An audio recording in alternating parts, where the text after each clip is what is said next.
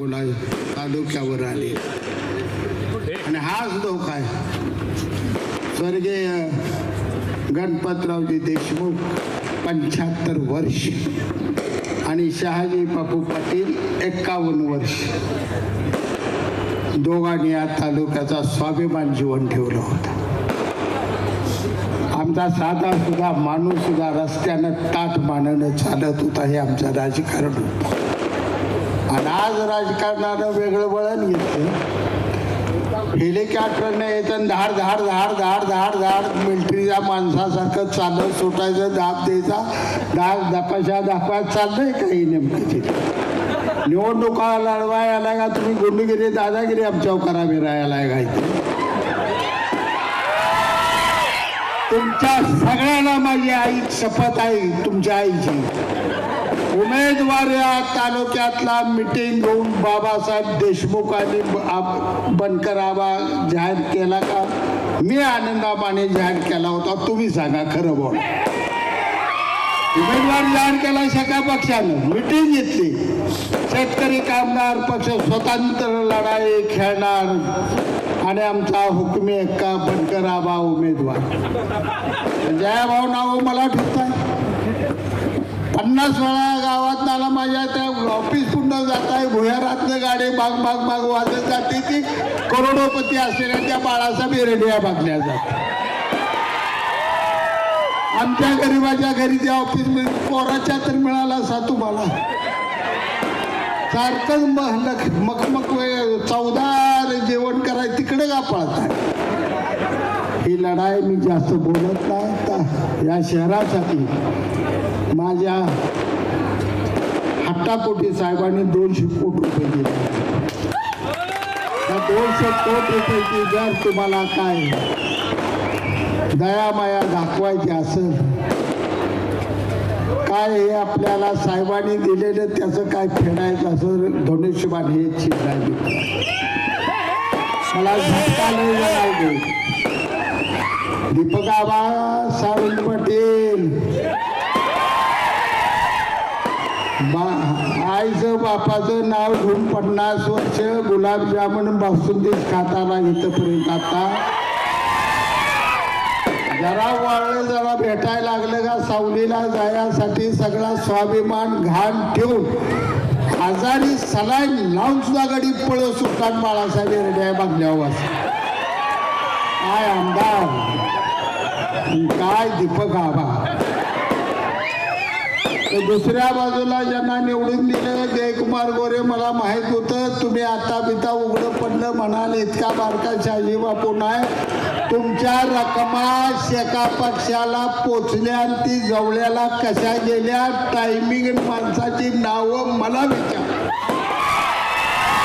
बसलो होतो निवडणुकीआधी मला माहित होतं भाजपनं माझं कपाट बोललेलं आहे, पण मी शांत राहिलो, काय बोललो नाही, टीका केली नाही.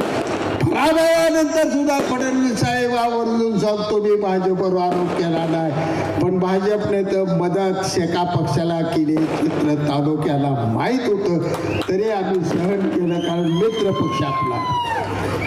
आणि आज जुळवायचं सोडून तोडायचं करताय तुम्ही. कशासाठी तोडलं? काय माझा गुन्हा होता? प्रशांत परेकाची आमदारकी करायसाठी रात्रंदिवस भाऊ दोघं 3 महिने झोपलो नाही आम्ही.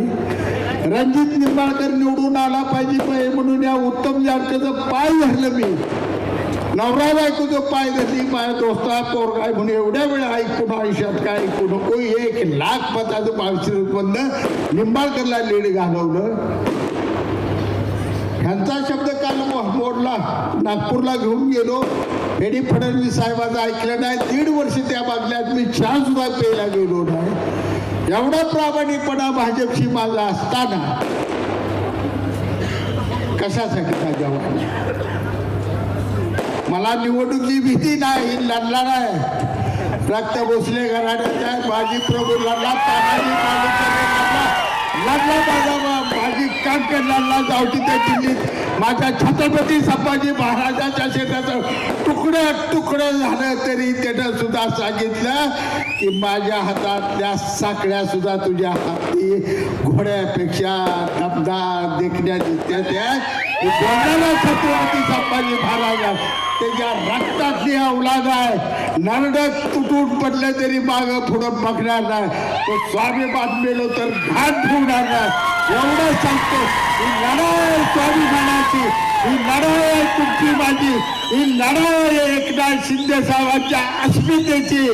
जी अस्मिता जपण्यासाठी मावळ्यांनी प्राण दिलं, तसं शिंदे साहेबांच्या अस्मितासाठी ज्याने आपल्या सांगोला तालुक्यासाठी भरभरून दिलेलं आहे, त्यांच्या अस्मितेला जपण्यासाठी केसाळ तिथं धनुष्यबाणाला मारा. आणि हे जे बसल्या मला माहित आहे, घाबरून त्यांना बी कळले, सगळे कपाटे बोलले, काम झालंय तमाम. आता रात्री बसल्या ते 2 हप्ते काढायचे म्हणजे बघा. सांगोलचं आलो काय, सुभद्रेचं पंचपक्वान सोडून श्रीकृष्णानं द्रौपदीची भाजी भाकरी खाल्ली होती. अरे एरड्या, तुझं आपल्या दिशाची थाळी धुडकोल माझी जनता आणि आनंद पाण्याच्या झोपडीतली भाजी भाकरी खाऊ एवढे ते खात्रीने टाकतो. पैशावर सांगोला तालुका विकत घेऊ नका, तुमचा घनघोर अपमान होईल. आणि लय मस्ती पैशाची आली नाही आमच्यात सत्ता, पण भाजरावनं आमच्या हातात आमचं मनगाठा एवढं देणार. पेटवून उठलं तर सरळ काय कुणा जाऊ दपकवत आहे, मला दपकवत आहे. महाराष्ट्र मला घाबरतो आणि कुठली गावची माकडं आले ती मला दपकवत आहे. एक जण इथं लय अवघड आहे, दीपक गावाने बोलून घेऊ ना, लय अवघड आहे माझं, लय अवघड झालं. तुम्ही बापू तुमच्या पाया पडतो, 5-6 जागा घ्या आणि होय म्हणा. लागा काय म्हणलं, कुठं घ्यावं लागेल. दुसऱ्या जिल्हाध्यक्षाला मला वाटतं तुम्ही फडणवीसांना साहेबांना भेटू. मी तुम्हाला उपनगराध्यक्ष आणि 7-8 जागा दिलो. बाळू केदार मला द्यायला लागला. काय ना तुम्ही या तालुक्याच्या राजाला सुद्धा भीक वाढायला लागला. लगा काही कळतं का नाही. तालुक्या राजा पडलो तरी राजाचा, हरलो तरी राजा. या तालुक्याला 2 राजे, एक भाई गणपतरावजी देशमुख, एक शहाजी पाटील सोडून या तालुक्याला कुठे थांबवायचं नाही. हे सांगतो आज तुम्हाला या ठिकाणी भाई गणपतरावजी देशमुखांच्या समाधीची पूजा करायचा अधिकार त्यांनी गमावलेला आहे. आता समाधीची पूजा करायचा आपला अधिकार आहे. आजपासून सांगतो तुम्हाला, निवडणूक जिंका, घरादारा जावा, लढाई जिंका आणि गुलालाची उधळण करत आनंदामध्ये भाई गणपतराव देशमुखच्या समाधीवर घेऊन जाऊया आणि आबासाहेबांचा आशीर्वाद घेऊया. कारण आबासाहेबांचं आयुष्यात मिळवलं, नातवानं सगळं रे घालवलं. पोपटराव देशमुख कसला बाळ जन्माला आणला, कुठला पाळणा गायला होता. या पाळण्याला जास्त बोलत नाही, वेळ कमी आहे. पुन्हा कळकळीत मैदान शेवटचं आहे. शेवटची सभा ही खरं मैदान हाय. मी काळजी करू नका, दबाकच आहे. आता फक्त साहेबांना भरभरून आशीर्वाद द्या एवढी विनंती करतो. माझे 2 शब्द संपतो.